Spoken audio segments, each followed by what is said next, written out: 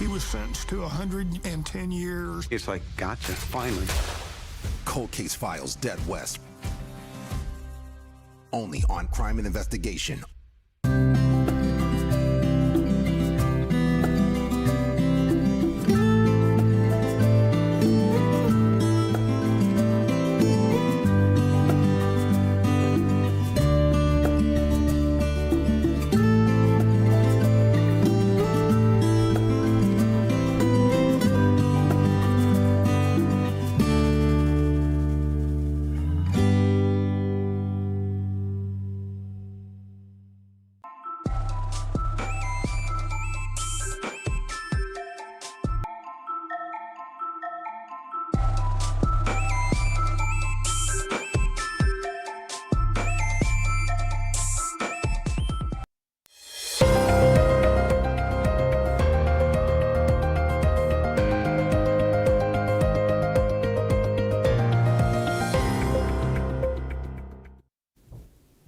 Hello, I'm Rex Lita with the Midday News Update.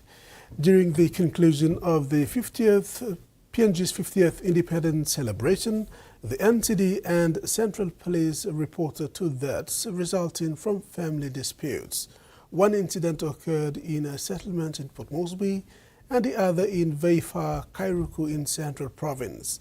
NCD and Central Commander Benjamin Turi stated that investigations are ongoing and more details will be released soon. Despite the peaceful celebration, 2 deaths were reported during the conclusion of the independence celebration, one in Port Moresby and the other in Central Province. NCD and Central Commander Assistant Commissioner of Police Benjamin Turi said the deaths were a result of family-related issues. Turi said despite these tragic incidents, the overall celebrations were peaceful, thanks to the strong coordination among various command sectors. Turi thanked the elected leaders from both the Central and NCD for supporting the police operation, and further thanked the business houses who have shown support as well, and the community for their good behavior. Police Commissioner David Manning, in a statement, said although there were isolated incidents requiring police intervention, these were not more than could be expected on a normal public long weekend. Manning thanked community leaders and churches for their efforts to ensure people remained calm, celebrated responsibly, and there was no serious escalation in tension that could lead to violence.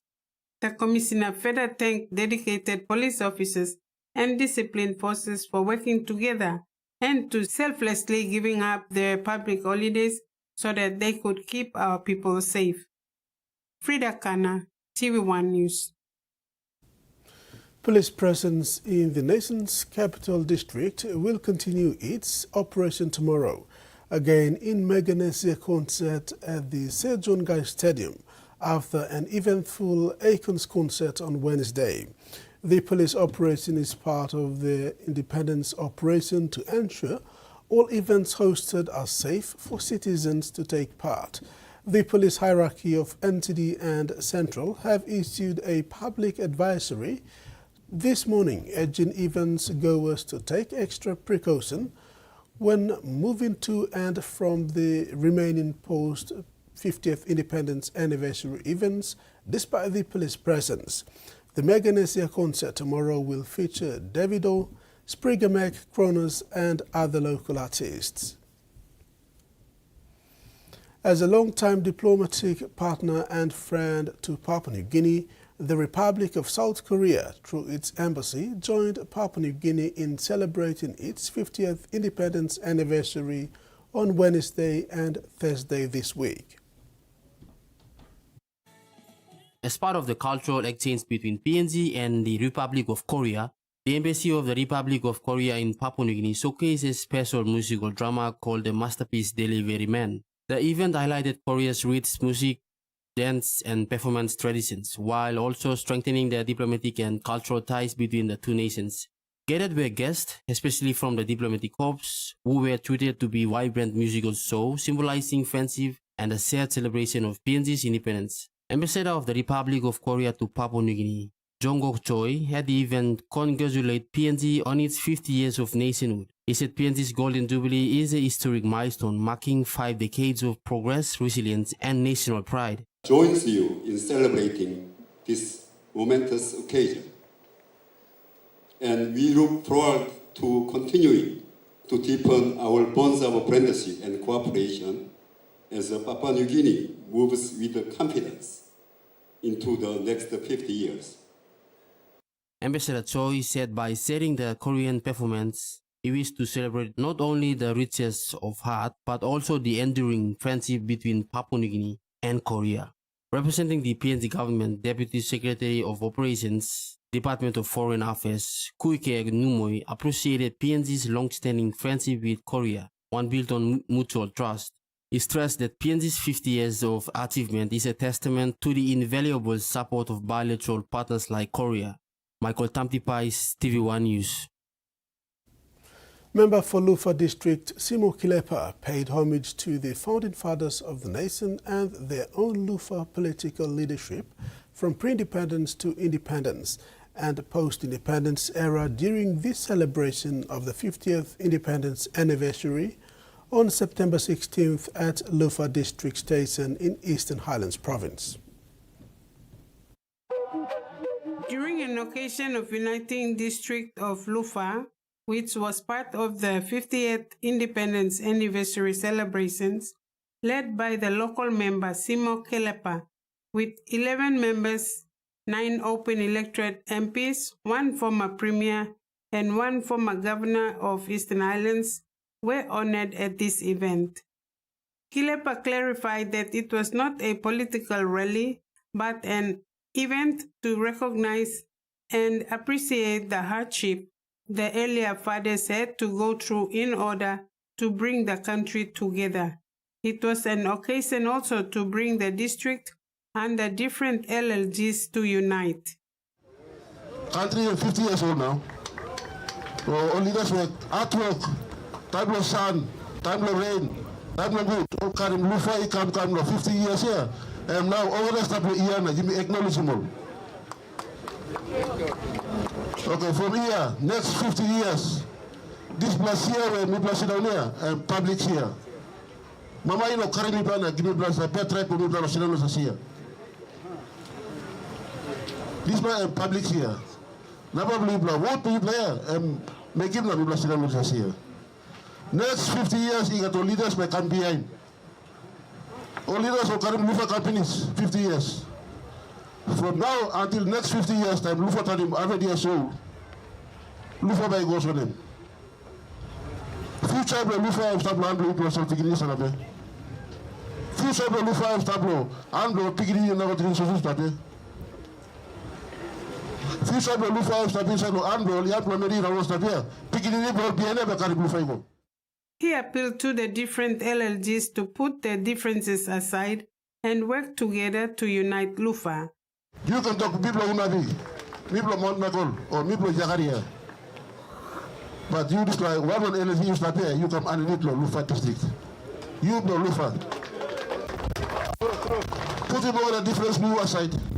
Political differences, business differences, social differences, community differences.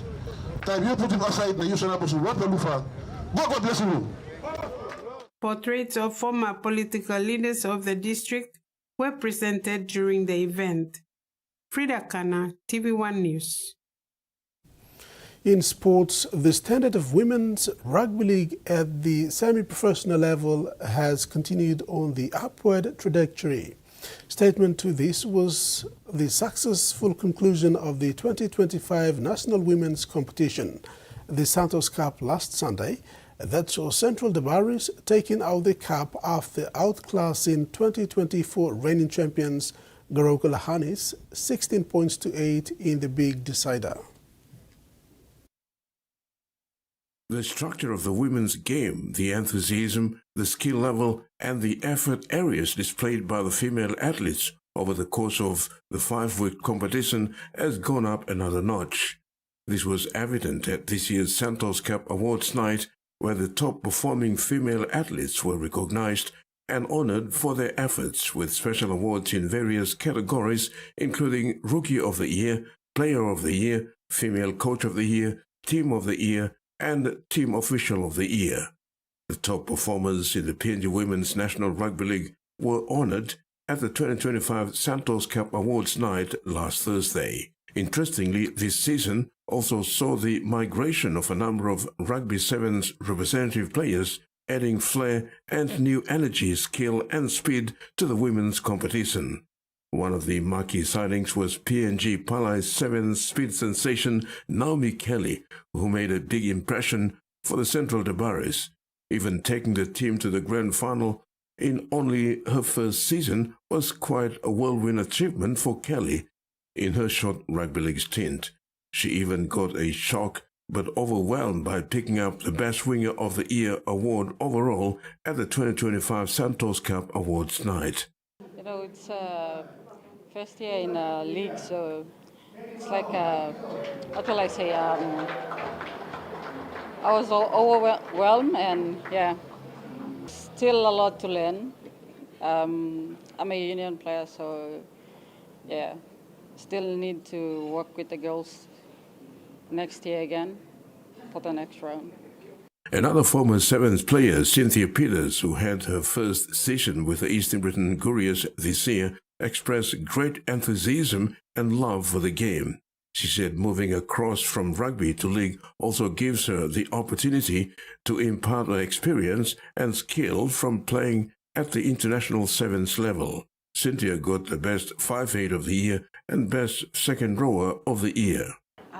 I find it very interesting, and too it helps me sharing my experience with the new girls, because we had the best team, the best side this year compared to last year. So we finished 5th, and last year we finished 6th. For rising Courier player Wilhelmina Hauna was another first-timer playing at the national level. To her amazement, she scooped up the Rookie of the Year award. It was really tough because I was playing against most of the experienced ladies in the country. Like most of the other teams there are lots of experienced ladies. The Santos Cup competition would also provide the platform to select outstanding female athletes for the upcoming Prime Minister's 13 and Pacific Championships during the October-November international window. Terry Longwood, TV1 Sports. And that wraps up our news update. Do join us at 6 for the main bulletin.